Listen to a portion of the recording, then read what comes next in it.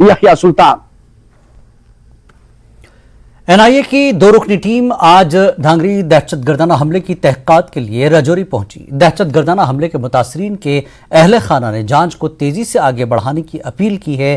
Police ने इस मामले में कुल 2 अफराद को हिरासत में लिया था। आज एक और शख्स को पुलिस ने श्रीनगर से हिरासत में लिया।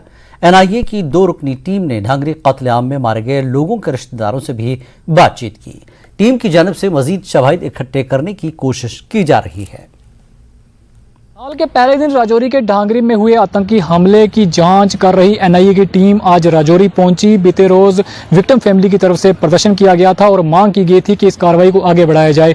विक्टिम फैमिली की ये डिमांड थी कि ये काम का जो कार्रवाई है वो बड़े आस्था से हो रही है, स्लो जो है प्रोसेस है इसका, उस प्रोसेस को आगे तेजी से बढ़ाया जाए, जिसको लेकर उनकी डिमांड पर एनआईए की टीम जो है वो आज राजौरी पहुंची। इस वक्त मैं राजौरी पुलिस हेडक्वार्टर के बाहर खड़ा हूं और जो पुलिस हेडक्वार्टर आप तस्वीरों में देख रहे हैं, इसी हेडक्वार्टर के अंदर पुलिस के आला अफसरान के साथ एनआईए की 2 सदस्यीय टीम जो है वो जांच जिसने की है और वो लोग जो ढांगरी के मुतासरीन हैं उनको भी बुलाया गया था, उनसे भी जो है वो पूछताछ की गई। उनसे ये पूछा गया कि क्या उनके पास कोई इस संबंध में कोई सबूत है तो वो हमें दें। तो इसी संबंध में 3 लोगों को पुलिस ने अभी तक हिरासत में लिया है, जो कि बीते रोज 2 लोगों को लिया था और आज एक व्यक्ति को जो है पुलिस ने इन्वेस्टिगेशन के लिए यहाँ पर रखा हुआ है और पुलिस के सहयोग से एनआईए की टीम इस जांच को आगे बढ़ा रही है। न्यूज़ 18 के लिए राजौरी से मैं शक्ति शर्मा।